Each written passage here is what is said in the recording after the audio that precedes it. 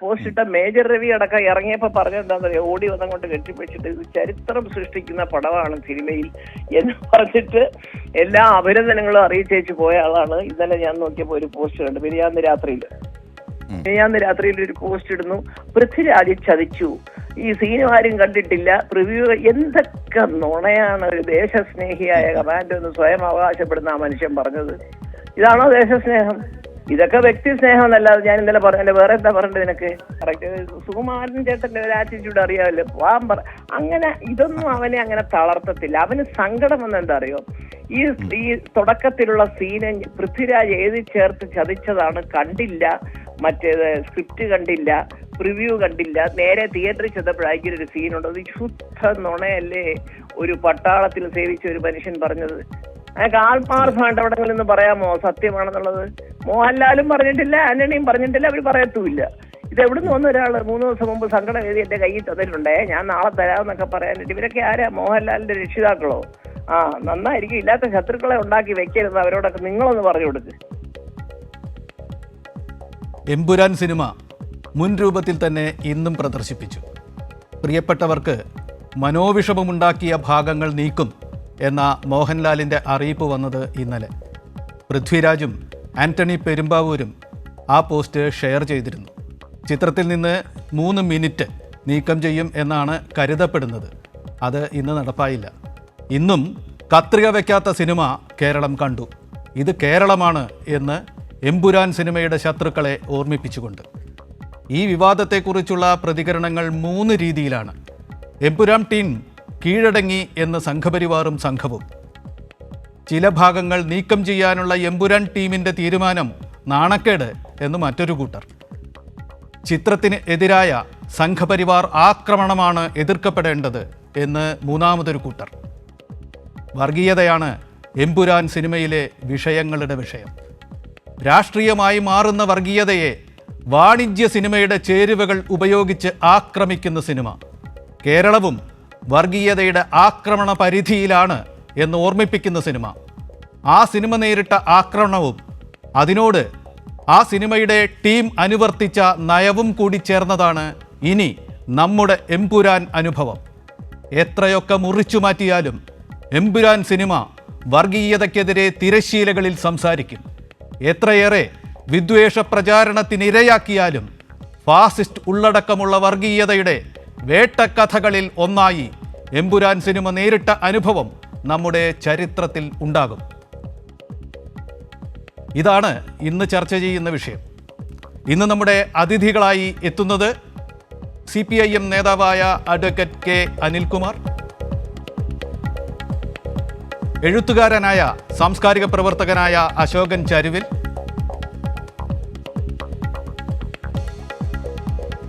നിരീക്ഷകനായ ഷാബു പ്രസാദ്,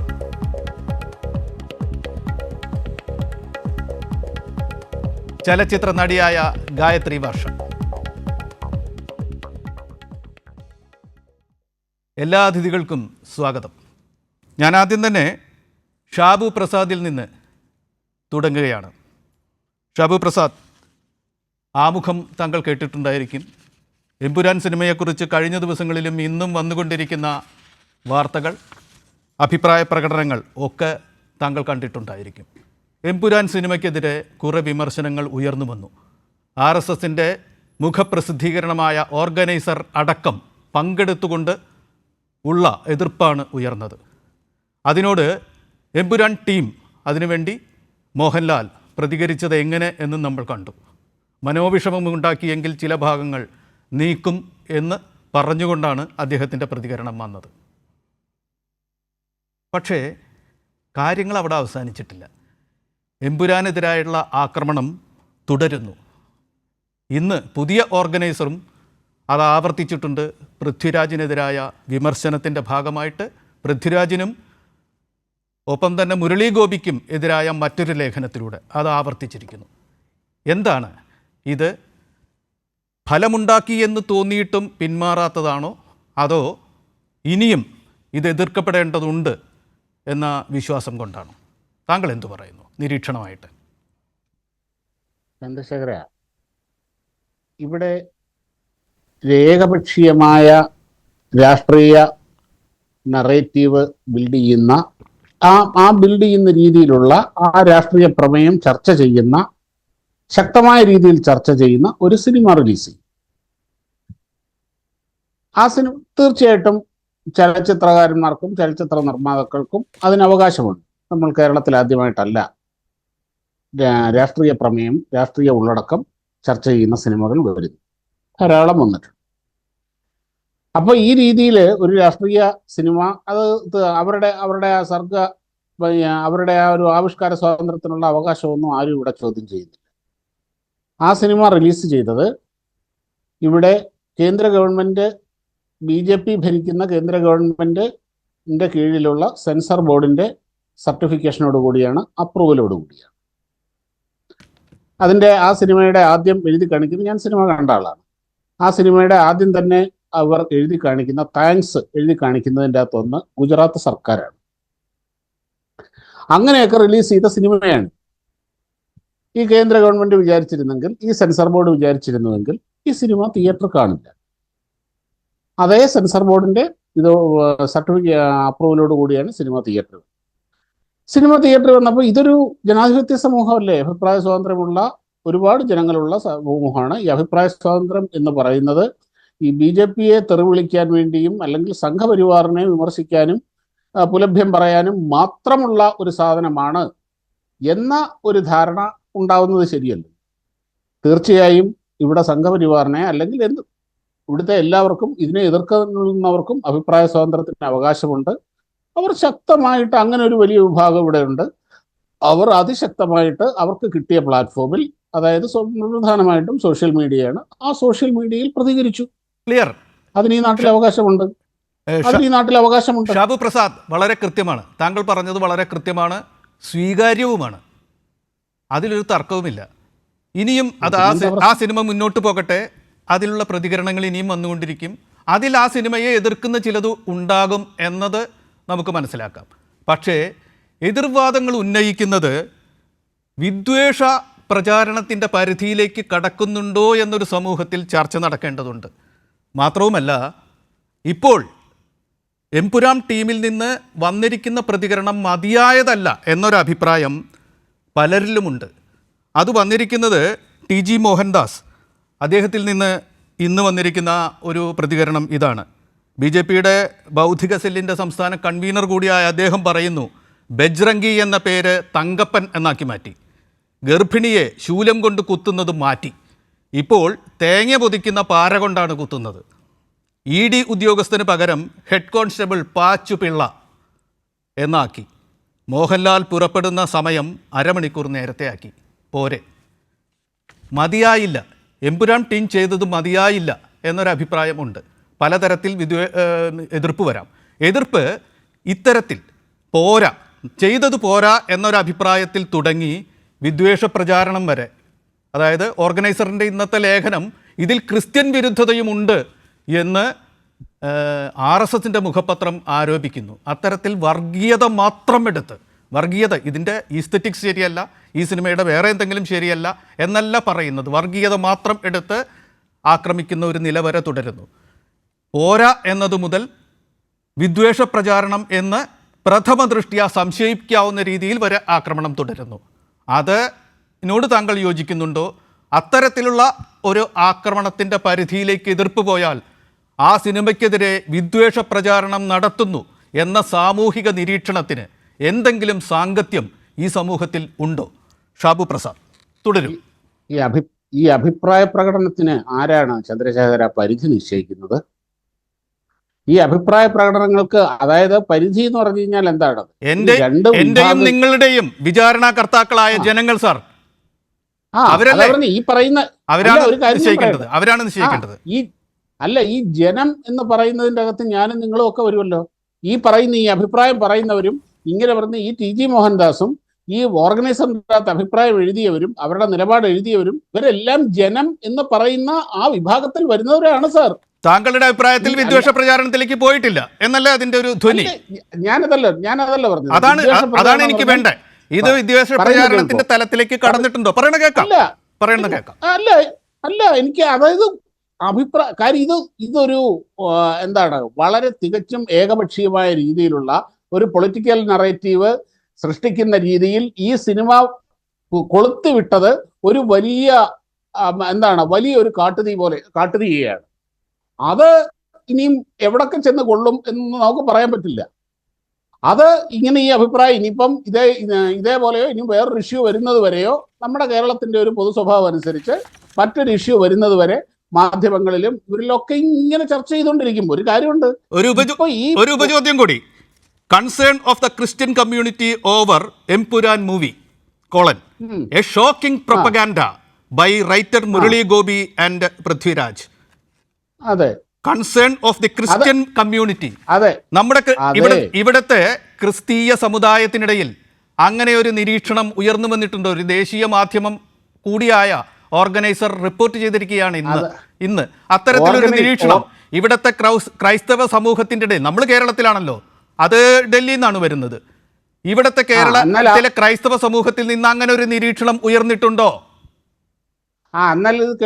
ഇല്ലെങ്കിൽ ഇത് വർഗീയ വിദ്വേഷ പ്രചാരണത്തിന്റെ പരിധിയിലേക്ക് പോയി എന്ന് പറയേണ്ടി വരില്ലേ? ചോദ്യമാണ്. ഇനി പറയട്ടെ, ഇനി ഞാൻ അതിന്റെ ഉത്തരവാണ് ഞാൻ പറയുന്നത്. ഓർഗനൈസറിൽ ആ ലേഖനം എഴുതിയ ജിതിൻ ജേക്കബ് മലയാളിയാണ്, എനിക്കറിയാവുന്ന വ്യക്തിയാണ്. അയാൾ RSSകാരനോ BJPക്കാരനോ ഒന്നുമല്ല. അയാൾ ഒരു ബാങ്ക് ഉദ്യോഗസ്ഥനാണ്, മലയാളിയായ ക്രിസ്ത്യാനിയായ ഒരു മനുഷ്യനാണ് ഈ ജിതിൻ ജേക്കബ്. അപ്പോൾ അയാൾക്ക് ആ നിരീക്ഷണം നടത്താൻ പറ്റും. അല്ലാതെ ഡൽഹിയിൽ ഇരുന്ന് കേരളത്തിനെ അറിയാൻ വയ്യാത്ത ഒരാൾ എഴുതിയതല്ല അത്. ജിതിൻ ജേക്കബ് അദ്ദേഹത്തിന്റെ ഫേസ്ബുക്കിൽ നിങ്ങൾ നോക്കിയാൽ കിട്ടും, മലയാളത്തിൽ എഴുതിയിട്ടുണ്ട് ഇതേ സാധനം. അതിന്റെ ഇംഗ്ലീഷാണ് അദ്ദേഹം ഇത്തരത്തിൽ ലേഖനങ്ങൾ എഴുതുമ്പോൾ നമ്മൾ അതിലേക്ക് വസ്തുതകൾ കൂട്ടിക്കലർത്തിയിട്ടാണ് അഭിപ്രായ പ്രകടനം പറയുക. വസ്തുതയായി ഇന്ന ക്രിസ്ത്യൻ വ്യക്തിത്വങ്ങൾ ഇത്തരത്തിലുള്ള ആശങ്ക പങ്കുവെച്ചു, അവരെന്നോട് പേര് വെളിപ്പെടുത്തരുത് എന്ന് പറഞ്ഞു എന്ന് നിലയ്ക്ക് പോലും കോട്ട് ചെയ്ത് പറയുന്നില്ല. അത് അദ്ദേഹത്തിൻ്റെ നിരീക്ഷണങ്ങൾ പോലെ തന്നെയാണ് വന്നിരിക്കുന്നത്. അതാവട്ടെ, ഇതൊരു വ്യക്തിഗത ലേഖകൻ്റെ നിരീക്ഷണങ്ങളാണ് എന്ന അടിക്കുറിപ്പോട് കൂടിയല്ല ഓർഗനൈസർ കൊടുത്തത്. അത് ഇത്തരത്തിലുള്ള സെൻസിറ്റീവായിട്ടുള്ള വിഷയത്തിൽ വർഗീയതയിലേക്ക് കടക്കുന്ന പരാമർശങ്ങൾ നടക്കുന്ന ഒരു കോണ്ടെക്സ്റ്റിൽ അനുവദനീയമാണ് എന്ന് താങ്കളുടെ വിവേകം കരുതുന്നുണ്ടോ? അല്ല, ഇപ്പൊ ഞാനല്ല എഴുതിയത്. ഇപ്പൊ ഞാൻ എന്ത് കരുതുന്നു എന്നുള്ളത് അല്ല ഇവിടുത്തെ വിഷയം. അതാണ് എനിക്ക് വേണ്ടത്. അദ്ദേഹം ഞാൻ പറഞ്ഞ ജിതിൻ ജേക്കബ് അദ്ദേഹത്തിന്റെ കൺവിക്ഷനാണ്, അദ്ദേഹം കൺവിൻസ്ഡ് ആയിട്ടുള്ള അദ്ദേഹത്തിന്റെ വ്യക്തമായ നിരീക്ഷണങ്ങളാണ് അതിൻ്റെ അകത്ത് എഴുതിയത്. അത് എഴുതാൻ അദ്ദേഹത്തിന് അവകാശമുണ്ട്, അത് എഴുതാനും പ്രകടിപ്പിക്കാനും അദ്ദേഹത്തിന് അവകാശമുണ്ട്. ഈ നാട്ടിലെ നിങ്ങളൊക്കെ ഒരുപാട് പ്രഘോഷിക്കുന്ന ആവിഷ്കാര സ്വാതന്ത്ര്യത്തിന്റെ പരിധിയിലാണതും, ഒരു സംശയവുമില്ല. ഇനി അങ്ങനെയല്ല വിദ്വേഷ പ്രചാരണം, നിയമപരമായ നടപടി, അങ്ങനെയെങ്കിൽ ഇവിടുത്തെ കേരളത്തിലെ പോലീസിന് അല്ലെങ്കിൽ ഇവിടുത്തെ സർക്കാരിന് നടപടി എടുക്ക്. ഇനി അങ്ങനെ ഒരു നിരീക്ഷണം ഇവിടെ ഉണ്ടെങ്കിൽ എനിക്കെന്തായാലും അങ്ങനെ ഒരു നിരീക്ഷണം അതിൻ്റെ അകത്തില്ല. ജിതിൻ ജേക്കബിന് അങ്ങനെ ഒരു അഭിപ്രായം നടത്താനുള്ള അവകാശമുണ്ട്. ഏറ്റവും മിനിമം നിങ്ങൾ അതെങ്കിലും അംഗീകരിക്കുക. താങ്കൾ മിനിമം അല്ല, അതിന്റെ മാക്സിമത്തിൽ നിന്ന് താങ്കൾ പറഞ്ഞതിന് എന്ത് ലെവലിൽ അർത്ഥമുണ്ടെങ്കിലും അത് അംഗീകരിച്ചുകൊണ്ട് അതിന്റെ അപ്പുറത്തുള്ളൊരു കാര്യമാണ് പറയുന്നത്. ഇത് വിദ്വേഷ പ്രചരണത്തിലേക്ക് കടക്കുന്ന പരാമർശങ്ങളായി സമൂഹം വിലയിരുത്തും എന്നാണ് എനിക്ക് തോന്നുന്നത്. മാത്രവുമല്ല, ഇന്ന് അത് കഴിഞ്ഞു താങ്കളുടെ കഴിഞ്ഞു. ഞാൻ കൺക്ലൂഡ് ചെയ്ത് അടുത്ത ആളിലേക്ക് പോകുകയാണ്. തിരിച്ചു വരാം. ചലച്ചിത്ര മേഖലയിൽ നിന്ന് തന്നെ നടിയായ ഗായത്രി വർഷ ഇപ്പോൾ നമ്മളോടൊപ്പമുണ്ട്. ഗായത്രി വർഷ, നമ്മളെല്ലാവരും ബഹുമാനിക്കുന്ന മല്ലികാ സുകുമാരൻ്റെ ഒരു ടെലിഫോൺ അഭിമുഖം ഇന്ന് ഞങ്ങൾക്ക് കിട്ടി. അതിൽ അവർ പറഞ്ഞിരിക്കുന്നു, സിനിമ കണ്ട് ഇറങ്ങി വന്ന് സ്വാഭാവിക പ്രതികരണം എന്ന നിലയ്ക്ക് ഗംഭീരം എന്ന് പറഞ്ഞ ഒരു ചലച്ചിത്ര നടൻ, അദ്ദേഹം പിന്നെ വളരെ ദുരൂഹമാം വിധം വളരെ തീവ്രമായിട്ടുള്ള എമ്പുരാൻ എതിർപ്പിലേക്ക് കടന്നുപോയി. ഇത് ദുരുദ്വേഷപരമാണ് എന്ന് പറഞ്ഞു. ഞാൻ അത് പറയട്ടെ, നിർഭാഗ്യവശാൽ അത് മേജർ രവിക്ക് എതിരെയാണ്. ഈ ആക്രമണം ഒരു വശത്ത് നിന്ന് നയിക്കുന്ന, സിനിമാ മേഖലയിൽ നിന്ന് നയിക്കുന്ന മേജർ രവിക്ക് എതിരെയാണ് ആ അഭിപ്രായം വന്നത്. ആ അഭിപ്രായം PCR അതൊന്ന് പ്ലേ ചെയ്ത് കേൾപ്പിക്കും. ഈ ഇന്നലെ പോസ്റ്റ് ഇട്ട മേജർ രവി അടക്കം ഇറങ്ങിയപ്പോ പറഞ്ഞെന്താണെന്നറിയോ, ഓടി വന്നങ്ങോട്ട് കെട്ടിപ്പിടിച്ചിട്ട് ഇത് ചരിത്രം സൃഷ്ടിക്കുന്ന പടമാണ് സിനിമയിൽ എന്ന് പറഞ്ഞിട്ട് എല്ലാ അഭിനന്ദനങ്ങളും അറിയിച്ചേച്ച് പോയ ആളാണ്. ഇന്നലെ ഞാൻ നോക്കിയപ്പോൾ ഒരു പോസ്റ്റ് കണ്ടു. മിനിയാന്ന് രാത്രിയിൽ ഒരു പോസ്റ്റ് ഇടുന്നു, പൃഥ്വിരാജ് ചതിച്ചു, ഈ സീനും ആരും കണ്ടിട്ടില്ല, പ്രിവ്യൂ. എന്തൊക്കെ നുണയാണ് ഒരു ദേശസ്നേഹിയായ കമാൻഡോ എന്ന് സ്വയം അവകാശപ്പെടുന്ന ആ മനുഷ്യൻ പറഞ്ഞത്. ഇതാണോ ദേശസ്നേഹം? ഇതൊക്കെ വ്യക്തി സ്നേഹം എന്നല്ലാതെ ഞാൻ ഇന്നലെ പറഞ്ഞല്ലേ, വേറെ എന്താ പറയേണ്ടത് നിനക്ക്? കറക്റ്റ് സുകുമാരൻ ചേട്ടന്റെ ഒരു ആറ്റിറ്റ്യൂഡ് അറിയാമല്ലോ. അങ്ങനെ ഇതൊന്നും അവനെ അങ്ങനെ തളർത്തത്തില്ല. അവന് സങ്കടം വന്ന എന്താ അറിയോ, ഈ തുടക്കത്തിലുള്ള സീന് പൃഥ്വിരാജ് എഴുതി ചേർത്ത് ചതിച്ചതാണ്. കണ്ടില്ല, മറ്റേത് സ്ക്രിപ്റ്റ് കണ്ടില്ല, പ്രിവ്യൂ കണ്ടില്ല, നേരെ തിയേറ്ററിൽ ചെന്നപ്പോഴായിരിക്കും ഒരു സീനുണ്ട്. അത് ശുദ്ധ നുണയല്ലേ ഒരു പട്ടാളത്തിൽ സേവിച്ച ഒരു മനുഷ്യൻ പറഞ്ഞത്? അയാൾക്ക് ആത്മാർത്ഥമായിട്ട് എവിടെങ്കിലും ഒന്ന് പറയാമോ സത്യമാണെന്നുള്ളത്? മോഹൻലാലും പറഞ്ഞിട്ടില്ല, ആന്റണിയും പറഞ്ഞിട്ടില്ല, അവർ പറയത്തുമില്ല. ഇത് എവിടുന്ന് വന്ന ഒരാൾ 3 ദിവസം മുമ്പ് സങ്കടം എഴുതി എന്റെ കയ്യിൽ തന്നിട്ടുണ്ടേ, ഞാൻ നാളെ തരാമെന്നൊക്കെ പറയാനായിട്ട്. ഇവരൊക്കെ ആരാ? മോഹൻലാലിന്റെ രക്ഷിതാക്കളോ? നന്നായിരിക്കും. ഇല്ലാത്ത ശത്രുക്കളെ ഉണ്ടാക്കി വെക്കരുത്, അവരോടൊക്കെ നിങ്ങളൊന്ന് പറഞ്ഞു കൊടുക്ക്. ഗായത്രി വർഷ, മല്ലിക സുകുമാരനെ നമുക്കറിയാം.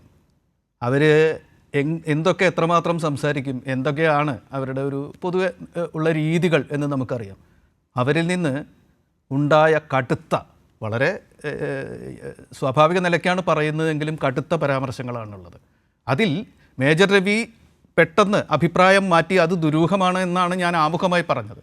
അതിൻ്റെയും അപ്പുറത്തിലേക്ക് പോവുകയാണ് എന്ന് കേട്ടപ്പോൾ മനസ്സിലായില്ലേ, നുണകൾ ഉപയോഗിച്ചു എന്നാണ്. ഞാൻ നേരത്തെ പറഞ്ഞത് വിദ്വേഷത്തിലേക്ക് എത്തുന്ന തരത്തിൽ എതിർപ്പ് പോകുന്നു, അതിൽ വർഗീയത, ക്രിസ്ത്യൻ സമുദായത്തെയൊക്കെ കൂട്ടുപിടിക്കുന്ന തരത്തിൽ വർഗീയ പരാമർശങ്ങൾ നടത്തുന്നു എന്നാണ്.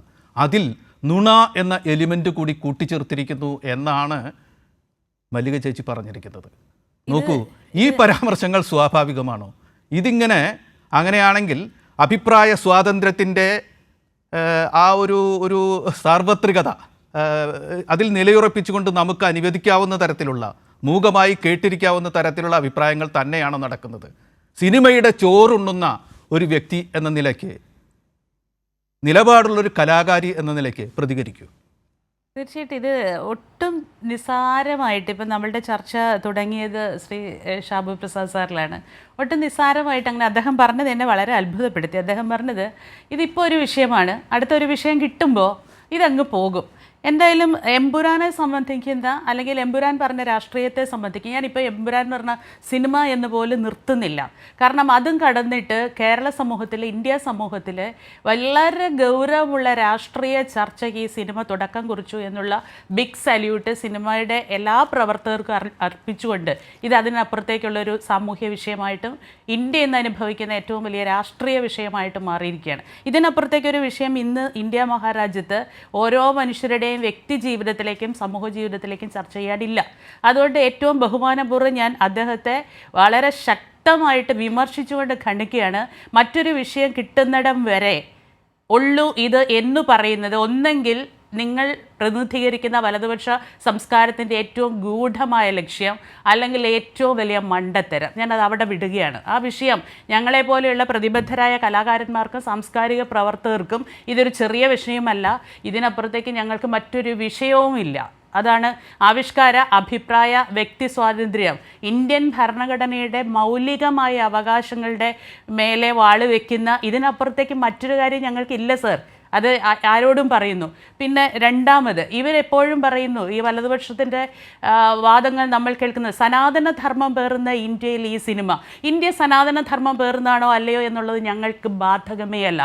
ഇന്ത്യ ഏറ്റവും ലോകത്തെ ഏറ്റവും ബൃഹത്തായ, ഏറ്റവും വലിയ സാംസ്കാരിക ഔന്നത്യമുള്ള ഒരു ഭരണഘടനയുടെ കീഴിൽ ഇന്നും പരമാധികാര റിപ്പബ്ലിക്കായിട്ട് ഞങ്ങൾ ബഹുമാനിക്കുന്ന ഇന്ത്യക്കാരിയാണ്, ഭാരതീയയാണ്. അവരുടെ ഭാഷയിൽ ഞാനൊരു ഭാരതീയ സ്ത്രീയാണ് എന്ന് പറയുന്നതിൽ ഇന്ത്യൻ ഭരണഘടന മുന്നിൽ വെച്ചുകൊണ്ട് അഭിമാനത്തോടെ ചിന്തിക്കുകയും പറയുകയും ചെയ്യുന്ന കലാകാരിയും കൂടിയാണ്. ഞങ്ങൾക്ക് ഭരണഘടനയാണ് പ്രശ്നം.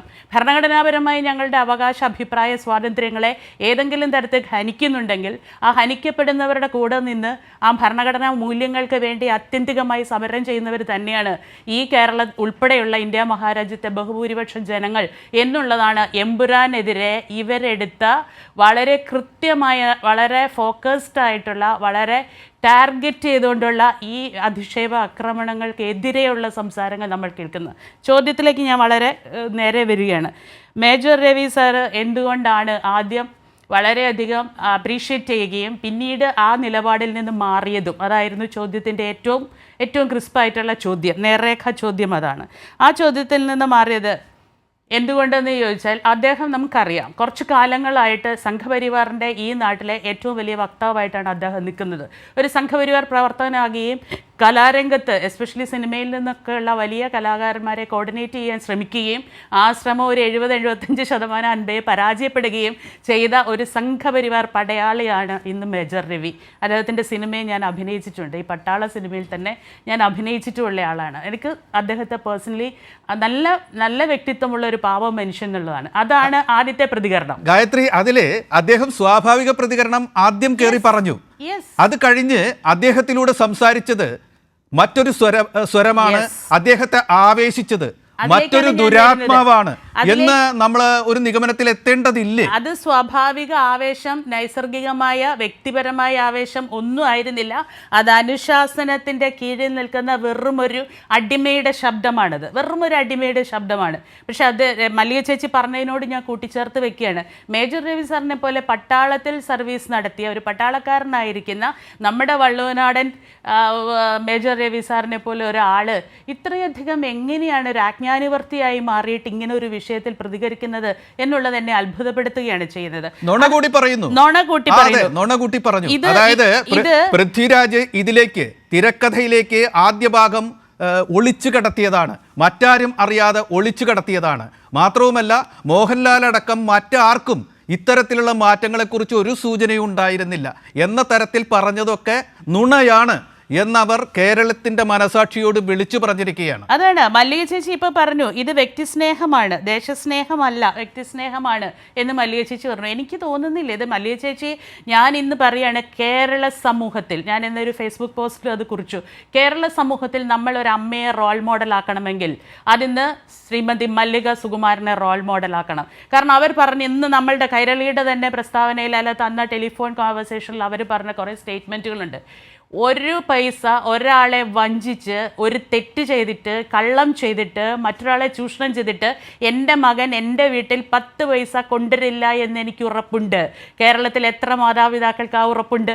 ആ ഉറപ്പുണ്ടെങ്കിൽ ലഹരി ഇതുപോലെ കച്ചവടം ചെയ്യപ്പെടില്ല ഇവിടെ. അപ്പം നമ്മളുടെ കേരളത്തിലെ സാധാരണക്കാരായ അമ്മമാർ കണ്ടുപഠിക്കേണ്ട, ചരിത്രമൊന്നും പോവേണ്ട, ആധുനിക ആനുകാലിക സമൂഹത്തിൻ്റെ എല്ലാ സ്വഭാവവിശേഷങ്ങളോടും കൂടി ഈ പണാധിപത്യ ലോകത്ത് സ്വാർത്ഥമതിയായിട്ട് എൻ്റെ മകൻ 10 പൈസ എൻ്റെ വീട്ടിൽ കൊണ്ടുവരില്ല എന്നൊരമ്മ പറയുന്നുണ്ടെങ്കിൽ ആ അമ്മ മകനെ വളർത്തിയത് ആ രീതിയിലാണ്.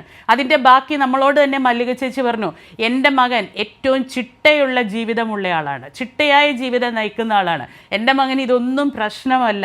ഇങ്ങനെ മകനെക്കുറിച്ച് കുറേ കാര്യങ്ങൾ അഭിമാനപൂർവ്വം പറഞ്ഞ ആ അമ്മ തന്നെയാണ് ലോകത്തിൽ ഇന്ന് ഏറ്റവും വലിയ മാതൃകയായി നിൽക്കേണ്ട അമ്മ എന്ന് ചേർത്ത് വെച്ചിട്ട് ഞാൻ ഒറ്റ കാര്യം കൂടി പറയാണ്. ഇത് വ്യക്തിസ്നേഹവും ദേശസ്നേഹവുമല്ല, ഇത് വർഗീയ പാർട്ടി അടിമത്തത്തിന്റെ പേരിൽ തന്നെ മേജർ രവി സാർ പറഞ്ഞതാണ്. അത് ഒരു കേരള ജനതയുടെ, സാധാരണക്കാരനായ കേരള ജനതയുടെ ശബ്ദമല്ല. ഓക്കെ, വരാം. അശോകൻ ചെരുവിൽ, ഞാൻ താങ്കളിലേക്ക് വരികയാണ്. താങ്കൾക്ക് ഒരുപാട് കാര്യങ്ങൾ പറയാനുണ്ടായിരിക്കും ഒരു സാംസ്കാരിക പ്രവർത്തകനും പ്രഭാഷകനും എന്ന നിലയ്ക്ക്. പക്ഷേ ഞാൻ അതിനൊരു ചെക്ക് വയ്ക്കുകയാണ്. ഇന്ന് വന്ന നമ്മളിപ്പോൾ പ്രതികരണങ്ങളുടെ കാര്യം, എതിർപ്പിൻ്റെ കാര്യം, അത് വർഗീയതയിലേക്ക് പോകുന്നു, അത് വിദ്വേഷ പരാമർശത്തിലേക്ക് പോകുന്നു, അത് നുണകളെ കൂട്ടിച്ചേർത്തുണ്ടാവുന്നു എന്നാണ് ഇപ്പോൾ ചർച്ചയിൽ ഇതുവരെ കണ്ടത്. മാത്രമല്ല, അത് ഏത് അധമമായ തലത്തിലേക്ക് പോകും എന്നതിന് തെളിവായ ഒരു പ്രസംഗ ഖണ്ഡം ഇന്ന് നമുക്ക് മുന്നിലുണ്ട്. അത് ചെറിയൊരാളുടെയൊന്നുമല്ല, BJPയുടെ സംസ്ഥാന വൈസ് പ്രസിഡന്റ്. പുതിയ സമിതി അവർ പുനഃസംഘടിപ്പിക്കാൻ പോകുന്നേ ഉള്ളൂ.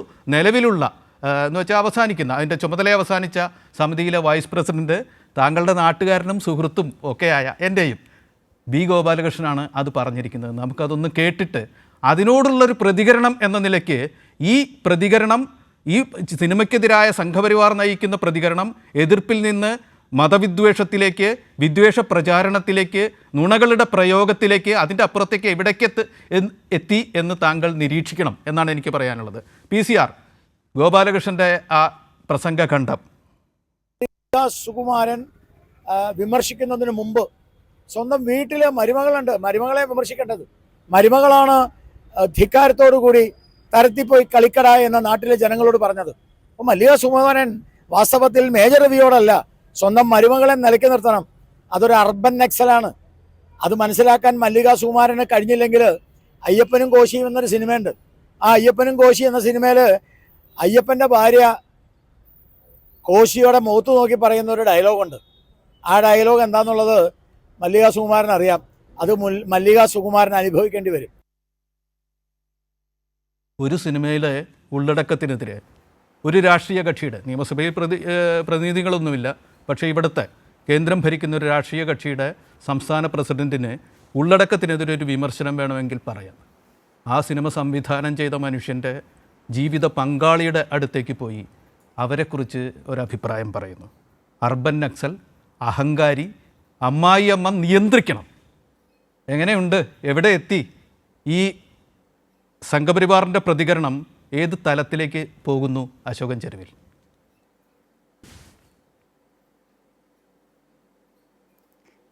ഈ പറഞ്ഞ BJP നേതാവ് ഗോപാലകൃഷ്ണനെയാണല്ലോ 2 ദിവസം മുമ്പ് നമ്മുടെ PK ശ്രീമതി ടീച്ചർ വരച്ച വരയിൽ നിർത്തി മാപ്പ് പറയിപ്പിച്ചത്.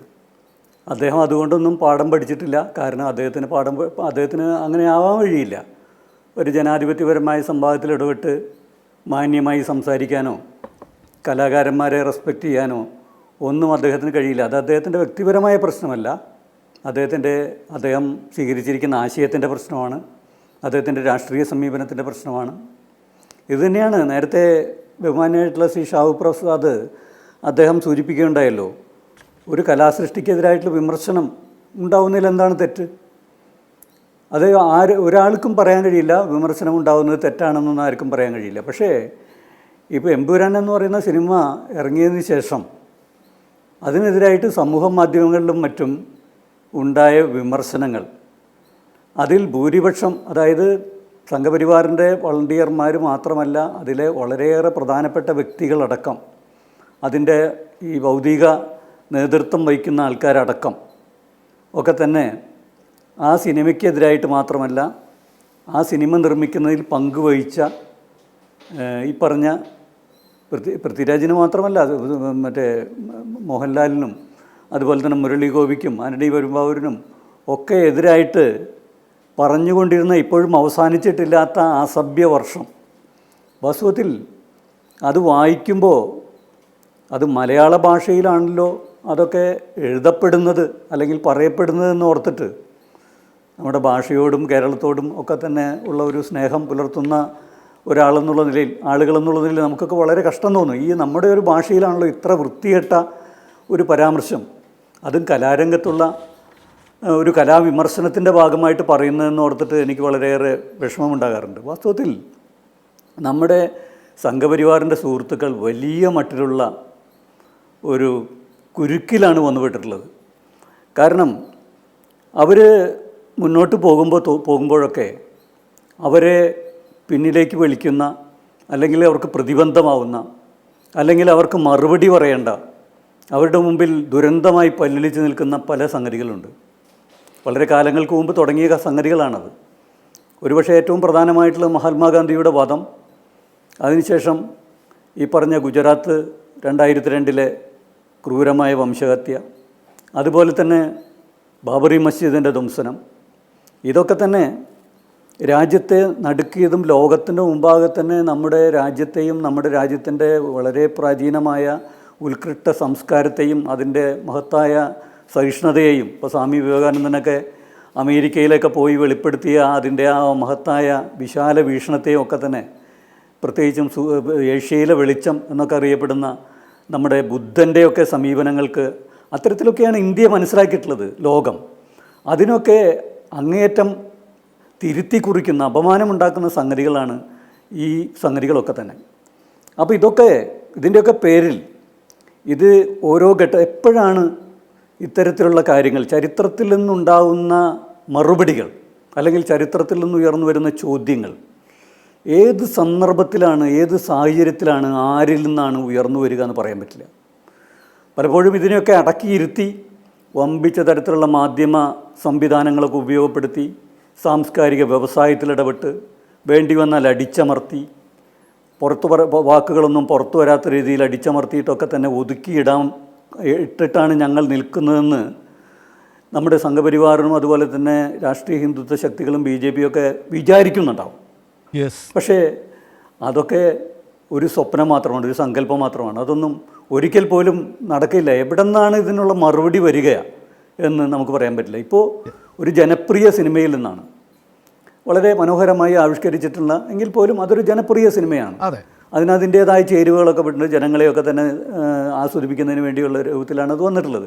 അതിൽ നിന്നാണ് ഈ മറുപടി വന്നിട്ടുള്ളത്. കാരണം ഒരു കലാകാരനെ സംബന്ധിച്ചിടത്തോളം ഒരു ഇന്ത്യൻ അനുഭവത്തെ വിസ്മരിച്ചുകൊണ്ട് സിനിമ എടുക്കാൻ പറ്റില്ല. അതിപ്പോൾ അയാളുടെ രാഷ്ട്രീയം എന്തായാലും, അയാളുടെ കക്ഷി രാഷ്ട്രീയ നിലപാട് എന്തായാലും അയാൾക്ക് ഇതൊന്നും വിസ്മരിച്ചുകൊണ്ട് സിനിമ എടുക്കാൻ പറ്റില്ല. ഇനിയിപ്പോൾ അങ്ങനെ വിസ്മരിച്ച് സിനിമ എടുക്കാമെന്ന് വിചാരിക്കാം, അത് ചിലപ്പോൾ ആൾക്കാർ കാണണമെന്നില്ല. അപ്പോൾ ജനങ്ങൾ കാണണം, പ്രേക്ഷകരുണ്ടാവണം. അത് ഏത് സിനിമാ നിർമ്മാതാവിൻ്റെയും ഒരു പ്രത്യേകമായ ആഗ്രഹമാണല്ലോ, അവരുടെ താല്പര്യമാണല്ലോ. അതിനുവേണ്ടി അവർ ഇത്തരത്തിലുള്ള വിഷയങ്ങൾ സംസാരിക്കാൻ നിവൃത്തിയില്ല. അതെ, അതാണ് ഞാൻ പറഞ്ഞത്. അപ്പോൾ അത് കലാകാരൻ എന്നുള്ള നിലയിൽ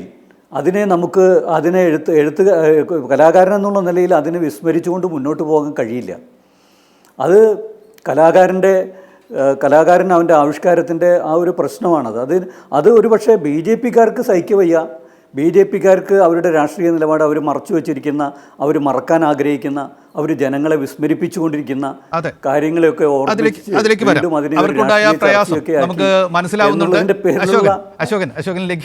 സംഗതിയാണ്. ഇതാ ഇപ്പോൾ നമ്മുടെ ബഹുമാനപ്പെട്ട അതിഥി അനിൽകുമാർ കാത്തിരിക്കുന്നത് അരമണിക്കൂറോളമായി. അതിഥികളുടെ ബാഹുല്യം കൊണ്ടാണ്, ക്ഷമിക്കുക. പക്ഷേ കൃത്യമായും ഇതിൽ വ്യക്തിഗത നിരീക്ഷക തലത്തിൽ നിന്നുള്ള അഭിപ്രായങ്ങളാണ് ഈ 3 പേരും പറഞ്ഞുകൊണ്ടിരിക്കുന്നത്.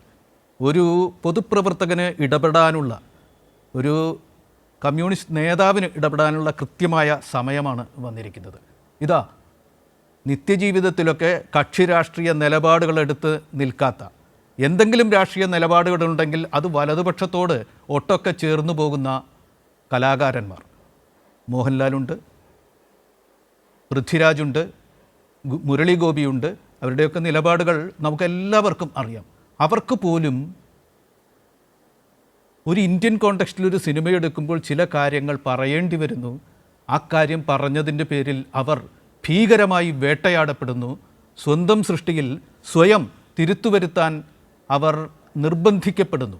അതിൻ്റെ പുറകിൽ എന്തൊക്കെ നടന്നു എന്ന് നമുക്കറിയില്ല, പക്ഷെ അത് അവർ ചെയ്തിരിക്കുന്നു. അത് അവരുടെ സൃഷ്ടിയെ ഒട്ടും വികലമാക്കുന്നില്ല. ആ സൃഷ്ടിയിൽ നിന്ന് വെട്ടിനീക്കപ്പെട്ട ഭാഗങ്ങളും നമ്മുടെ ചരിത്രത്തിലേക്ക് കുടിയേറുകയാണ്. ആ സിനിമ നമ്മളോട് ചരിത്രത്തിൽ നിന്ന് തന്നെ സംസാരിച്ചു കൊണ്ടിരിക്കും. പക്ഷേ ഇതിനെയൊക്കെ രാഷ്ട്രീയമായി കേരളത്തിലെ രാഷ്ട്രീയ സാക്ഷരതയുള്ള ജനങ്ങൾ എങ്ങനെ കാണണം എന്നാണ് അനിൽകുമാർ വിലയിരുത്തുന്നത്.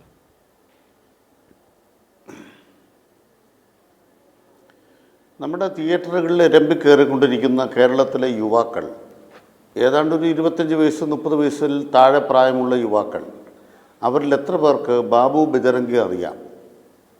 അവരിൽ എത്ര പേർക്ക് ഗർഭം തുറന്ന് കൊല്ലപ്പെട്ട കൗസർ ബാനുവിനെ അറിയാം? ആമീന ആപ്പയെ അറിയാം?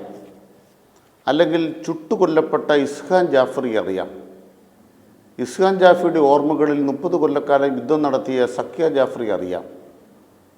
ചരിത്ര ബധിരത ബാധിച്ച ഒരു സമൂഹം, ഇത്തരം കാര്യങ്ങളെല്ലാം മറന്നുപോയ ഒരു സമൂഹം, ഇല്ലെങ്കിൽ അതിനു മുമ്പ് ഇവിടെ നടന്ന ബാബറി മസ്ജിദിൻ്റെ തകർച്ച കൺമുമ്പിൽ കണ്ടു സമൂഹത്തിൽ നിന്ന് അത് മറന്നുപോയൊരു സമൂഹം, ആ ചരിത്ര മാധുര്യത്തിൻ്റെ ചെവിയിൽ ഇടിമുഴക്കം പോലെ ഇതാ പതിച്ച ബോംബുകളായിട്ടാണ് എമ്പൂരാൻ സിനിമ നമ്മുടെ കലാമണ്ഡലത്തിൽ ആവിഷ്കാരത്തിൻ്റെ ഒരു പുതിയ തലത്തിലേക്ക് ആളുകളെ കൊണ്ടെത്തിച്ചിരിക്കുന്നത്.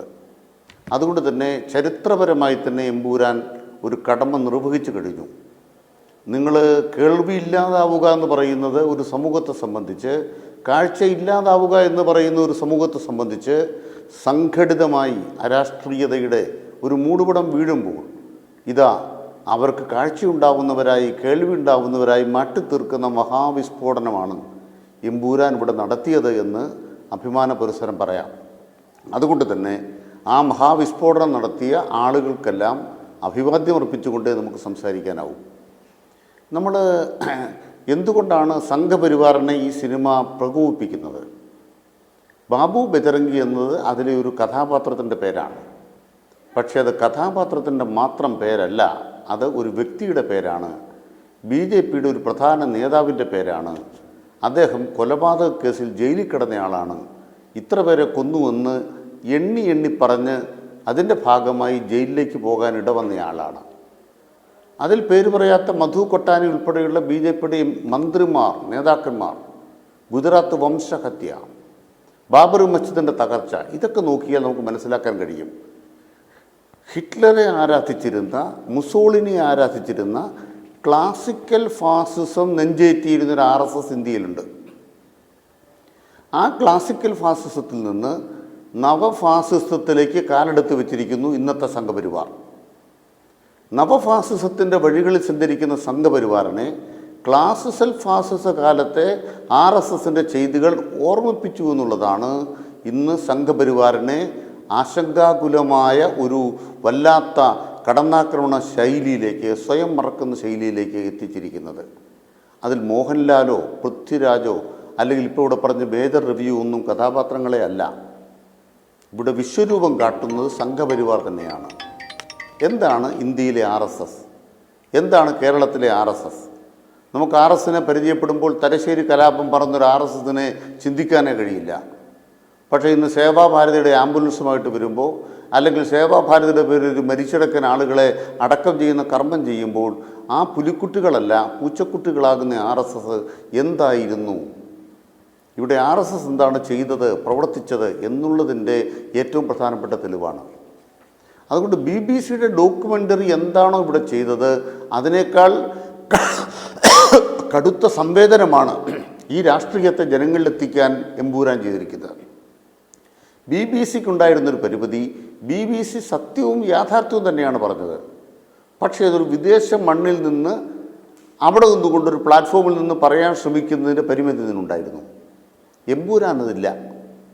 ഒരു സിനിമ, ലൂസിഫർ എന്ന് പറയുന്ന സിനിമയുടെ തുടർച്ചയായിട്ട് ഒരു സിനിമ, എന്തെല്ലാം ചേരുവകളിലൂടെയാണ് ഒരു സിനിമ സഞ്ചരിക്കേണ്ടത്, അതിൻ്റെ അതിഭാവുകത്വവും അതിൻ്റെ നവസാങ്കേതിക വിദ്യയും അതിൻ്റേതായ എല്ലാ ആടയാഭരണങ്ങളും അഴിഞ്ഞിട്ടാണ് ആ സിനിമ വന്നു നിൽക്കുന്നത്.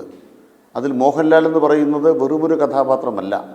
അദ്ദേഹത്തിൻ്റെ വ്യക്തിത്വം, അദ്ദേഹത്തിൻ്റെ കൊല്ലങ്ങൾ നീണ്ടു നിൽക്കുന്ന, ദശകങ്ങൾ നീണ്ടു നിൽക്കുന്ന വീരപൗരുഷം എല്ലാം അതിലുണ്ട്. അപ്പം അത്തരം കഥാപാത്രങ്ങളൊക്കെ വെറും കഥാപാത്രങ്ങളല്ല. കേരളത്തിൻ്റെ മനം കവർന്ന ആ താരങ്ങളൊക്കെ തന്നെ ഇവിടെ ഈ സിനിമയിൽ വന്നു ചേരുമ്പോൾ അതെല്ലാം പ്രഹരങ്ങളായി സംഘപരിവാറിനെ, അവരുടെ പഴയ ചരിത്രത്തെ ഓർമ്മിപ്പിക്കുന്നു എന്നുള്ളതാണ് പ്രശ്നം. ഇനി എന്തൊക്കെയാണ് എംബാം ചെയ്യാൻ കഴിയുക? നിങ്ങൾക്കൊരു സിനിമയെ എംബാം ചെയ്യാൻ കഴിയും. സംഘപരിവാർ ഇവിടെ ഉണ്ടാക്കി വെച്ച ഗുജറാത്ത് കലാപത്തിൻ്റെ ഓർമ്മകളെ എംബാം ചെയ്യാൻ കഴിയുമോ? ഗാന്ധി ഹത്യയെ എംബാം ചെയ്യാൻ കഴിയുമോ? അങ്ങനെ എംബാം ചെയ്യുമ്പോൾ അവനവൻ്റെ പ്രസ്ഥാനത്തെ എംബാം ചെയ്യാതിരിക്കാൻ നോക്കണം എന്ന് മല്ലികാ സുകുമാരൻ പറയുമ്പോൾ, ഒരമ്മ എന്ന പോരാളി ജനിക്കുന്നതിലൂടെ മാതാവെന്ന പോരാളി എങ്ങനെയാണ് ഈ സമൂഹത്തിൽ മാതൃത്വം കൊണ്ട് പോരാട്ടത്തിൻ്റെ പുതിയ മുഖം തുറക്കുന്നത്? ഇതുപോലൊരമ്മയ്ക്കാണ് ഗർഭസ്ഥ ശിശുവിനെ നഷ്ടപ്പെട്ടത്. പൃഥ്വിരാജ് എന്ന മകൻ ഗർഭത്തിൽ തന്നെ ആ മകനെ ഇല്ലാതെയാക്കാൻ മല്ലികാ സുകുമാരന്റെ ഗർഭം തുറക്കാൻ കഴിഞ്ഞു. സംഘപരിവാർ ക്ഷമിക്കണം, ഞാനൊന്ന് ഇടപെടുകയാണ്. നമ്മളിപ്പോൾ കാണുന്നത് ആ സിനിമ കണ്ട് എമ്പുരാൻ കഴിഞ്ഞ് ഇറങ്ങി വന്ന് CPIM-ന്റെ സംസ്ഥാന സെക്രട്ടറി MV ഗോവിന്ദൻ മാഷ് സംസാരിക്കുന്നു. ഒരുപാട് സംഭവങ്ങളെ അടിസ്ഥാനപ്പെടുത്തിക്കൊണ്ടാണ് ഒരു മതനിരപേക്ഷ രാജ്യത്തിൻ്റെ ആവശ്യകതയെ ഫലപ്രദമായിട്ട് അവതരിപ്പിച്ച ഒരു സിനിമയുടെ ഭാഗമായിട്ടാണ് എനിക്ക് തോന്നിയത്. അതാണ് ഇതിലെ ഒരു പ്രധാനപ്പെട്ട ഭാഗം. തെറ്റായ നിലപാടുകൾക്കും വർഗീയതക്കും സംഘർഷങ്ങൾക്കും കലാപങ്ങൾക്കുമെല്ലാം എതിരായി ഒരു നാടും ഒരു രാജ്യവും, ഒരു സമാധാനം നമുക്കെല്ലാം വേണം എന്നൊരാശയം നമ്മളിലെല്ലാം ഉൽപ്പാദിപ്പിക്കുന്ന ഒരു സിനിമയായിട്ടാണ് എനിക്ക് തോന്നിയിട്ടുള്ളത്. ഇനിയിപ്പോൾ ഒന്നാമത്തത് ഞാൻ കണ്ടിട്ടില്ല, രണ്ടാമത്തതാണ് ഇപ്പം കാണുന്നത്. മൂന്നാമത്തതും കൂടി വരുമ്പോഴാണ് ഇത് പൂർണ്ണമാകുക എന്നായിരിക്കും ധരിക്കുക. അതെ, അത് യഥാർത്ഥത്തിൽ കലയെ കലയായിട്ട് കാണണം. സിനിമ എന്ന് പറയുന്നത് സാമൂഹ്യ ജീവിതത്തിൻ്റെ ഭാഗമായിട്ട് രൂപപ്പെട്ടു വരുന്ന ഒരു കലാരൂപമാണ്. ആ കലാരൂപത്തെ ഫാസിസ്റ്റ് നിലപാടടിസ്ഥാനപ്പെടുത്തിയിട്ട് അല്ലെങ്കിൽ ഫാസിസ്റ്റ് നിലപാടിൻ്റെ ഭാഗമായിട്ട് ഭരണകൂട ഭീകരതയുടെ, ഞാൻ ഒന്നുകൂടി പറയാം, ഭരണകൂട ഭീകരതയുടെ താളത്തിന് സമൂഹത്തിലെ വിമർശനാത്മകമായ നിലപാടുകളെ മാറ്റി തീർക്കാനുള്ള ബോധപൂർവമായ ഇടപെടൽ കൂടി ഇതിൻ്റെ ഭാഗമായിട്ട് നടന്നു എന്നാണ് അത് തെളിയിക്കുന്നത്. ഭരണകൂടമാണ് അതിൻ്റെ പിന്നിലുള്ള ഏറ്റവും പ്രധാനപ്പെട്ട, ഏതെങ്കിലും ഒരു പ്രസ്ഥാനം എന്ന രീതിയിലല്ല ഞാൻ കാണുന്നത്. സംഘപരിവാർ വിഭാഗങ്ങൾ ഉൾപ്പെടെ ചേർന്ന ഭരണകൂട സംവിധാനം നിങ്ങളിങ്ങനെയുള്ള സിനിമയുമായിട്ട് മുന്നോട്ടേക്ക് പോകുന്നത് ഞങ്ങൾ അംഗീകരിക്കുന്നില്ല എന്ന കൃത്യമായ അടയാളപ്പെടുത്തലിൻ്റെ ഭാഗമായിട്ടാണ്. ഇനി എന്ത് മാറ്റമാണ് വരാൻ പോകുന്നത് എന്നിപ്പോൾ നമുക്ക് പറയാൻ സാധിക്കില്ല. ആ മാറ്റം ഉണ്ടാക്കാൻ ശ്രമിക്കുന്നതിൻ്റെ ഭാഗം അതാണ്. ഇതിലൊക്കെ പ്രതീകാത്മകമായ കഥാപാത്രങ്ങളുണ്ട്. നടന്ന സംഭവ പരമ്പരകളുടെ അങ്ങേയറ്റത്തെ ദയനീയമായ ചിത്രങ്ങളുണ്ട്. അതെല്ലാം ഒരു വർഗീയ സംഘർഷത്തിൻ്റെ ഭാഗമായിട്ട് രൂപപ്പെട്ടു വരുന്നതിൻ്റെ കൃത്യമായിട്ട് അടയാളപ്പെടുത്തലുകളാണ്. അതെല്ലാം യഥാർത്ഥത്തിൽ മനുഷ്യജീവിതത്തിൽ നല്ലപോലെ സ്വാധീനം ചെലുത്തുന്ന ഭാഗങ്ങളാണ്. ആ ഭാഗങ്ങളൊക്കെയാണോ മാറ്റുക, എന്തൊക്കെയാണ് മാറ്റുക എന്നുള്ളത് ഇനിയിപ്പോൾ ഈ സിനിമയുടെ ഭാഗം കണ്ടവർ രണ്ടാമത്തെ സിനിമ, വീണ്ടും വരാൻ പോകുന്ന സിനിമ കാണാനും ശ്രമിക്കും എന്ന് വേണം കാണാൻ. അതാണ് സംഭവം.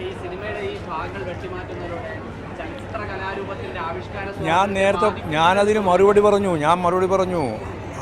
ആവിഷ്കാര സ്വാതന്ത്ര്യത്തിനെതിരായിട്ട് ഫാസിസ്റ്റിക് രീതിയിലുള്ള നിലപാടാണ് യഥാർത്ഥത്തിൽ സ്വീകരിച്ചുകൊണ്ടിരിക്കുന്നത്. അതാണ് അതിൻ്റെ അർത്ഥം. നിങ്ങൾക്ക് ഒരു കലാകാരന്മാർ ഒരു ഒറ്റപ്പെട്ട സമൂഹമല്ലല്ലോ, അവർക്ക് സമൂഹത്തോട് പറയാനുള്ള കാര്യം പറഞ്ഞിരിക്കുകയാണ് ഒരു സിനിമയിലൂടെ. എമ്പുരാൻ സിനിമ കണ്ടതിന് ശേഷം CPIM സംസ്ഥാന സെക്രട്ടറി MV ഗോവിന്ദൻ മാസ്റ്റർ സംസാരിക്കുകയായിരുന്നു. മതനിരപേക്ഷ രാജ്യത്തിൻ്റെ താൽപ്പര്യങ്ങൾ ഉയർത്തിപ്പിടിക്കുന്ന സിനിമ, തെറ്റായ നിലപാടുകൾക്കെതിരെ, വർഗീയതയ്ക്കെതിരെ, സംഘർഷത്തിനെതിരെ, കലാപത്തിനെതിരെ, സമാധാനത്തിന് വേണ്ടി സംസാരിക്കുന്ന സിനിമ എന്നാണ് അദ്ദേഹം പറഞ്ഞത്. അനിൽകുമാർ, താങ്കളുടെ ഉപസംഹാര ഭാഗത്തിലേക്ക് കടക്കൂ. നമുക്കൊരു ബ്രേക്കിന് സമയമാവുന്നു.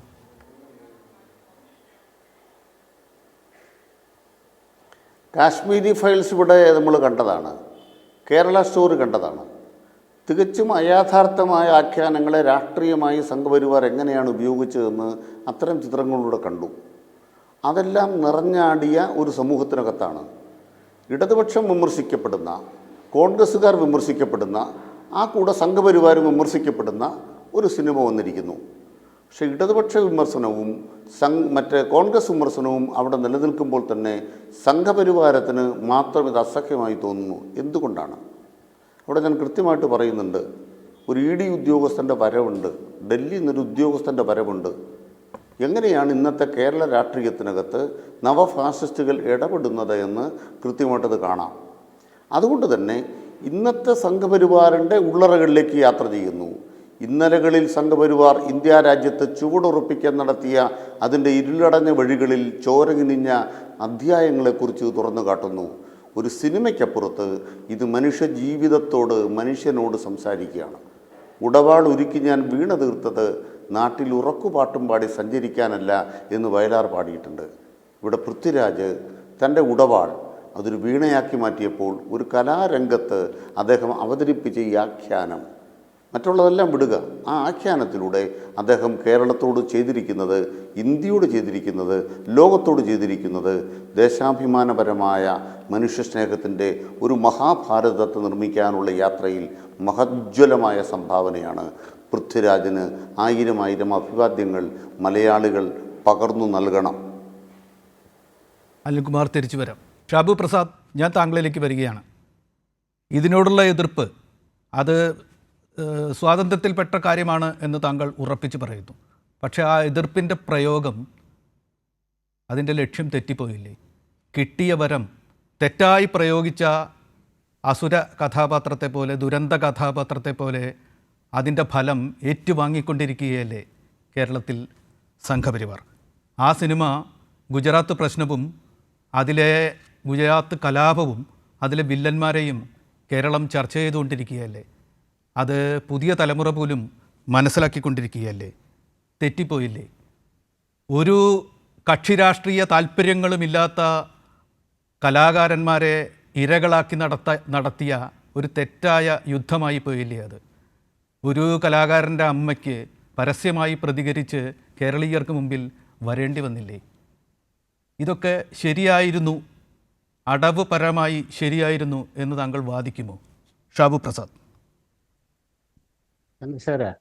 ഒരു സിനിമയുടെ ഏറ്റവും വലിയ അതിൻ്റെ സ്റ്റേക്ക് ഹോൾഡർ ആരാണ്?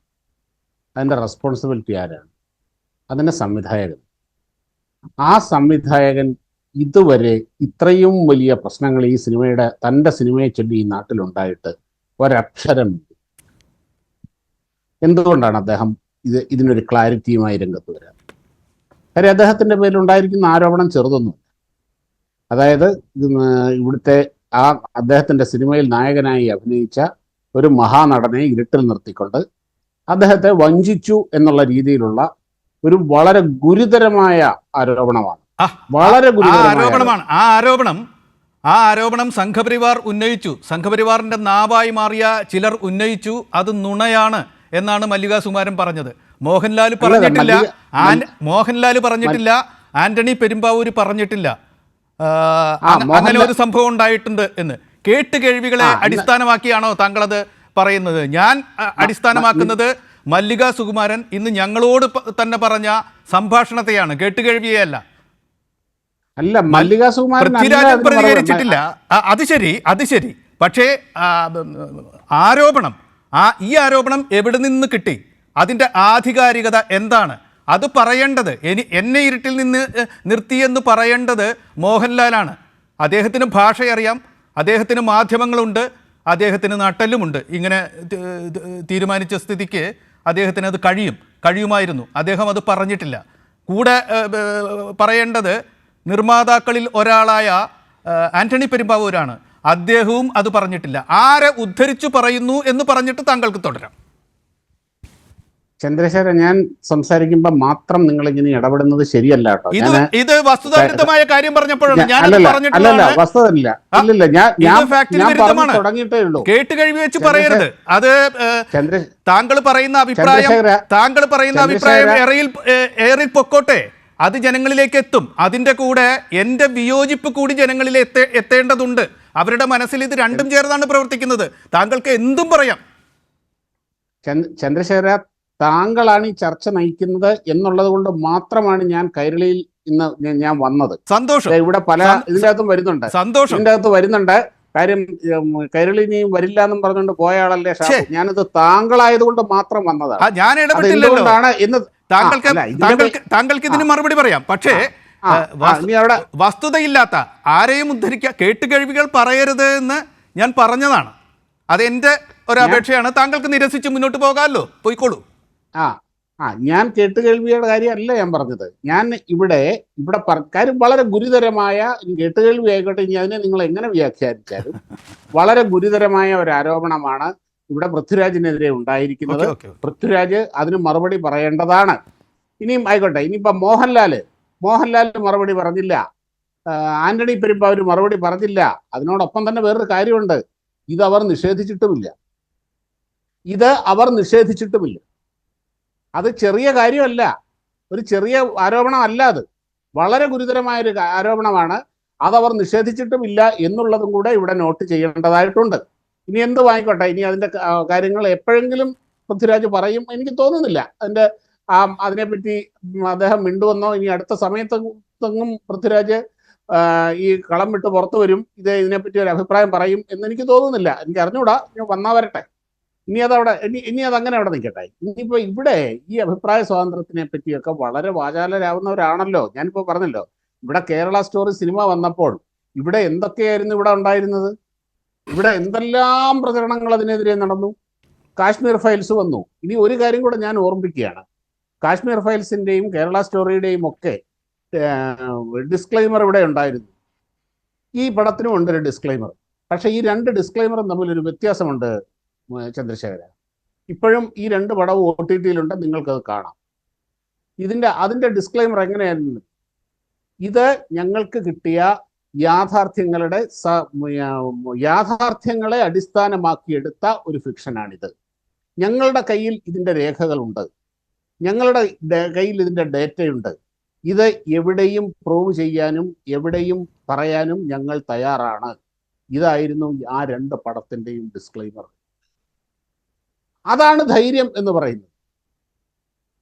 എന്നാൽ ഈ പടത്തിൻ്റെ ഡിസ്ക്ലൈമർ അതല്ല. ഈ പടം തികച്ചും സാങ്കല്പികമാണ്, ഭാവനയാണ്. ഇത് ഇനി അവിടെയാണ് അടുത്തതാണ് ശ്രദ്ധിക്കേണ്ടത്. ഏതെങ്കിലും ഒരു സമൂഹത്തെയോ അല്ലെങ്കിൽ ഏതെങ്കിലും ഒരു വിഭാഗത്തെയോ ഏകപക്ഷീയമായി അപകീർത്തിപ്പെടുത്താൻ ഉദ്ദേശിച്ചിട്ടില്ല. അങ്ങനെയെല്ലാമാണ് അതിൻ്റെ അകത്ത് പറഞ്ഞിരിക്കുന്നത്. പക്ഷേ അവിടെ തന്നെ ഇവർ ഈ പടത്തിന്റെ വഞ്ചന തുടങ്ങി. ഇപ്പൊ ഗോധ്ര കലാപം, ആ കലാപം എങ്ങനെ തുടങ്ങി എന്നും കൂടി പറഞ്ഞിരുന്നുവെങ്കിൽ അതിൻ്റെ അകത്ത് ഇവർക്ക് ഒരു പരിധിവരെയെങ്കിലും സത്യസന്ധതയുണ്ടെന്ന് നമുക്ക് അംഗീകരിക്കാം. ഇവിടെ എല്ലാവരും പറയുന്നുണ്ട് ഗോധ്ര കലാപം സാങ്കല്പികമാണ്, സംഘപരിവാർ തന്നെ സൃഷ്ടിച്ചതാണ്. ഇന്ത്യയിലെ നീതിന്യായ കോടതി അതിൽ 31 പ്രതികളെ ശിക്ഷിച്ചു. അതിൽ 11 പ്രതികളെ വധശിക്ഷയ്ക്ക് വിധിച്ചിരിക്കുന്ന യാഥാർത്ഥ്യം കൂടി നമ്മുടെ മുമ്പിലുണ്ട്.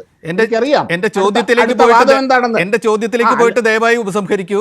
എതിർപ്പ് ശരിയായിരുന്നു എന്ന് തന്നെയാണ്, അത് അതിന്റെ വിജയം കണ്ടു എന്നാണോ താങ്കളുടെ അഭിപ്രായം എന്നായിരുന്നു എന്റെ ചോദ്യം. താങ്കൾ അതിലേക്കൊന്ന് ലാൻഡ് ചെയ്താലും ദയവായി. എന്താണ് ഈ വിജയം എന്ന് പറഞ്ഞു കഴിഞ്ഞാൽ, ഇനി ഞാൻ ഒരു കാര്യം പറയട്ടെ. ഇവിടെ ഇപ്പൊ താങ്കൾ ചോദിച്ചല്ലോ, ഇത് സംഘപരിവാറിന്റെ കൈവിട്ടുപോയി, ഇവിടെ ചർച്ച എന്നുള്ളത്.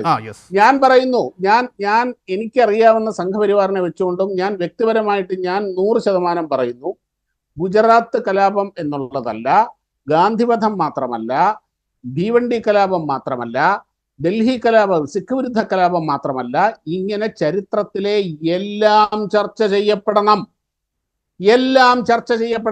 എന്തിന് കമ്മ്യൂണിസ്റ്റ് പാർട്ടിയെ 2 പ്രാവശ്യം ഇന്ത്യയിൽ നിരോധിച്ചു? ഈ കാര്യങ്ങളടക്കം ചരിത്രത്തിലെ എല്ലാം ചർച്ച ചെയ്യപ്പെടണം, വിചാരണ ചെയ്യപ്പെടണം. അതുകൊണ്ട് തന്നെ ഈ ഗുജറാത്ത് കലാപം ഈ 25 വർഷങ്ങൾക്ക് ശേഷവും ഇപ്പോഴും ചർച്ച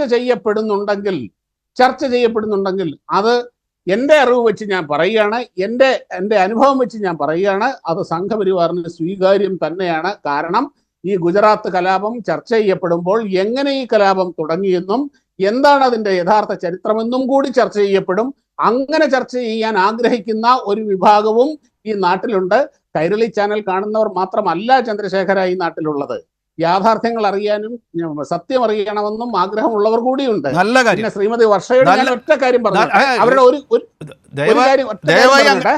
സമയം അതിക്രമിച്ചു. ഒരു കാര്യം കൂടെ, ഇനി 5 മിനിറ്റേ ഉള്ളൂ. 3 പേർക്ക് എനിക്ക് സമയം കൊടുക്കണം. ദയവായി ഇല്ല, ഒരു 30 സെക്കൻഡ്.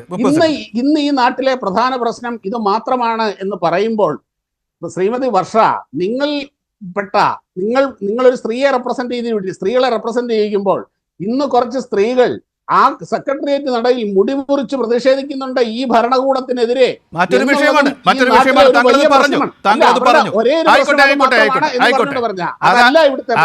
അവരവരുടെ ജീവിതത്തുറയിൽ നിന്നുള്ള ഒരു പ്രശ്നമായിട്ട് അവർ അവതരിപ്പിച്ചതാണ്. ഓക്കെ, വർഷ പരാമർശിക്കപ്പെട്ടതുകൊണ്ട്, ഗായത്രി വർഷ പരാമർശിക്കപ്പെട്ടതുകൊണ്ട് ഗായത്രി വർഷയിലേക്ക് അദ്ദേഹത്തിനുള്ള മറുപടിയല്ല, അങ്ങയുടെ ഉപസംഹാര വാക്യങ്ങൾ ഈ ചർച്ചയ്ക്ക്. തീർച്ചയായിട്ടും എനിക്ക് അത്രേ ഉള്ളൂ സമയം. ദയവായി അതിന് മറുപടി പറയുന്നില്ല, മറ്റൊരു വിഷയമാണ്, നമുക്ക് പിന്നീട് സംസാരിക്കാം. പക്ഷേ ഇതിനകത്ത് ഇപ്പോൾ ഒരു സിനിമാക്കാരി എന്നുള്ള നിലയിൽ ഒരു 10-30 വർഷത്തിന് മേലെയുള്ള ഒരു സമയം സിനിമ അഭിനയിക്കുന്ന വ്യക്തി എന്നുള്ള നിലയിൽ സിനിമയുടെ ഏറ്റവും അവസാനത്തെ സപ്പോർട്ടിംഗ് ക്യാരക്ടർ റോളുകൾ മാത്രം ചെയ്തിട്ടുള്ള വ്യക്തി എന്നുള്ള നിലയിലും ഒക്കെ ഞാൻ പറയുകയാണ്, എന്നെപ്പോലെ ഒരാൾ അഭിനയിക്കാൻ വരുമ്പോൾ പോലും അഭിനയിക്കുന്ന ക്യാരക്ടർ കമ്മിറ്റ് ചെയ്യുന്നതിന് മുമ്പ് നറേറ്റ് ചെയ്യും, എന്താണ് നിങ്ങൾ അഭിനയിക്കാൻ പോകുന്നതെന്ന് നറേറ്റ് ചെയ്യും. അതിനുശേഷം വന്നു കഴിയുമ്പോൾ നമ്മൾ അഭിനയിക്കുന്ന സീനുകളെല്ലാം ഇങ്ങനെ പേപ്പറിൽ എഴുതി സീൻ ഷോട്ട് മാർക്ക് ചെയ്ത് വായിച്ചതിന് ശേഷമാണ് എല്ലാവരും അത് അഭിനയിക്കുന്നത്. അതും കഴിഞ്ഞ് സിനിമ നമ്മളൊക്കെ തന്നെ ഡബ് ചെയ്യുന്നവരാണ്. ലാലേട്ടനെ പോലെയൊക്കെയുള്ളവർ തന്നെ ഡബ് ചെയ്യുള്ളൂ. തന്നെ ഡബ് ചെയ്യുന്നത് മാത്രമല്ല, അതിൻ്റെ RRഉം ബാക്കിയുള്ള പ്രോസസ്സിങ് എല്ലാം കഴിഞ്ഞ് ഈവൻ കളറിങ് വരെ കഴിഞ്ഞ് കാണും. അപ്പോൾ ഇതെല്ലാം കഴിഞ്ഞിട്ട് അദ്ദേഹത്തെ വഞ്ചിച്ചു എന്ന് പറയുന്ന പെരുനുണയുടെ ഒരു ഏറ്റവും കാതലില്ലാത്ത നുണയാണ്. അത് ആര് പറഞ്ഞത്? ഇപ്പൊ ഇദ്ദേഹം പറഞ്ഞല്ല ഞാൻ പറയുന്നത്. അപ്പൊ ആ സിനിമ പ്രോസസിംഗിന്റെ അകത്ത് പോലും അങ്ങനെ ഒരു ടെക്നോളജിയെ പോലും വിൽക്കാൻ പറ്റുന്ന ഒരു നുണ സിനിമാ മേഖലയിൽ നിന്നുള്ള താങ്കൾ അത് പറയുമ്പോൾ ആധികാരികം തന്നെയാണ്. അശോകൻ ചെരുവിൽ വിരാമവാക്യങ്ങളിലേക്ക് അതുമാത്രം. എനിക്ക് പറയാനുള്ളത് എന്താ വെച്ച് കഴിഞ്ഞാൽ, ഇപ്പോൾ കേരളം വളരെയേറെ ആദരിക്കുന്ന ആ കലാകാരന്മാർ നിർമ്മിച്ച ഈ സിനിമ അവർക്കെതിരായിട്ട് വലിയ തരത്തിലുള്ള ആക്രമണം നടത്തിയിട്ട് അതിൽ ഭേദഗതി വരുത്താനായിട്ട് അവർ നിർബന്ധിക്കപ്പെട്ടിരിക്കുകയാണ്. പക്ഷേ അങ്ങനെ ഭേദഗതി വരുത്തിയാൽ തന്നെയും ആ സിനിമ പരാജയപ്പെടുകയില്ല എന്നാണ് എനിക്ക് തോന്നുന്നത്. കാരണം അങ്ങനെയൊന്നും ഭേദഗതിപ്പെടുത്താവുന്ന രൂപത്തിലല്ല ആ സിനിമയുടെ ഒരു കണ്ടന്റ് തന്നെ അതാണ്. പിന്നെ അതിലേതെങ്കിലും ഒരു ഭാഗം വെട്ടിമാറ്റിയിട്ട് മറ്റൊന്നും ഒരു കാര്യവും അതുണ്ടാവാൻ പോകുന്നില്ല. മാത്രമല്ല അങ്ങനെ ഒരു വിട്ടുവീഴ്ചയ്ക്ക് ഈ കലാകാരന്മാർ തയ്യാറായി എന്നുള്ള ഈ കലാകാരന്മാരുടെ ഒരു കുറ്റമല്ല. മാത്രമല്ല അവരതിനെ നിർബന്ധിക്കപ്പെട്ടതാണ്.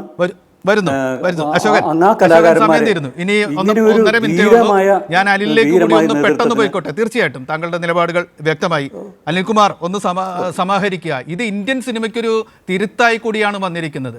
സംഘപരിവാർ സ്തുതിയായി മാറിയിരിക്കുന്ന ഭീകരമായ വർഗീയ രാഷ്ട്രീയം വമിപ്പിക്കുന്ന ഇന്ത്യൻ സിനിമയ്ക്കെതിരെ കൊച്ചു കേരളത്തിൻ്റെ കലാകാരികളുടെ തിരുത്ത് സിനിമ അങ്ങനെയാണ് വന്നിരിക്കുന്നത്. ആ സിനിമ എന്ത് എതിർപ്പുണ്ടായാലും വിജയിക്കും എന്ന് അശോകൻ പറഞ്ഞിരിക്കുന്നു. താങ്കളുടെ അവസാനിപ്പിക്കാനുള്ള വാക്യങ്ങൾ കൂടി പറഞ്ഞുകൊണ്ട് നമുക്ക് ഈ ചർച്ച അവസാനിപ്പിക്കാം. മലയാളിയുടെ മതനിരപേക്ഷതയാണ് ഏറ്റവും പ്രധാനപ്പെട്ട ഈടുറ്റ സമ്പത്ത്. അത് എപ്പോൾ വെല്ലുവിളി നേരിട്ടാലും ഉയർന്നുയർന്നു വരിക തന്നെയും. അത് ഈ നാടിൻ്റെ മണ്ണിൻ്റെ ഉർവരതയാണ്. അതുകൊണ്ട് തന്നെ എമ്പുരാൻ സിനിമ ആദ്യമായിട്ട് കാണും, ഇനിയും കാണുമെന്ന് ഓരോരുത്തരും വാശി പിടിക്കുന്നതിൽ അവരുടെ രാഷ്ട്രീയമുണ്ട്. ആ രാഷ്ട്രീയത്തിനകത്ത് സഹജീവികളോടുള്ള കരുണയുണ്ട്, സഹജീവികളുടെ സ്നേഹമുണ്ട്.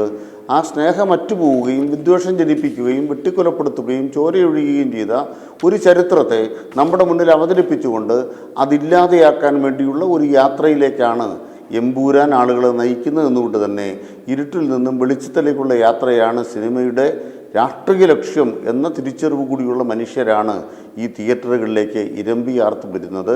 അവരുടെ പോരാട്ടം യഥാർത്ഥത്തിൽ പൃഥ്വിരാജ് എന്നൊരു വ്യക്തിയുടെ നിശബ്ദത യഥാർത്ഥത്തിൽ അദ്ദേഹം സംസാരിച്ചു കഴിഞ്ഞു.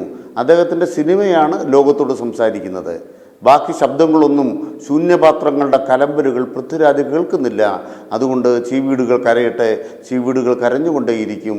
പക്ഷേ ശൂന്യപാത്രങ്ങളുടെ കലമ്പലുകൾക്കപ്പുറത്ത് ആ സിനിമ മുന്നോട്ട് സഞ്ചരിച്ചു കഴിഞ്ഞു. അതാണ് കേരളത്തിൻ്റെ ഏറ്റവും പ്രധാനപ്പെട്ട നേട്ടം. നന്ദി, 4 പേർക്കും നന്ദി. എമ്പുരാൻ സിനിമാ വിവാദത്തെക്കുറിച്ചുള്ള 4 പേരുടെ അഭിപ്രായങ്ങളാണ് ഞങ്ങൾ നിങ്ങൾക്ക് തന്നത്. അതോടൊപ്പം ഞങ്ങളുടെ ഒരു നിരീക്ഷണം കൂടി ചേർത്ത് വയ്ക്കുകയാണ്. കവി ഗോപികൃഷ്ണൻ ബാബ്രി മസ്ജിദിനെ കുറിച്ച് എഴുതിയിട്ടുണ്ട്.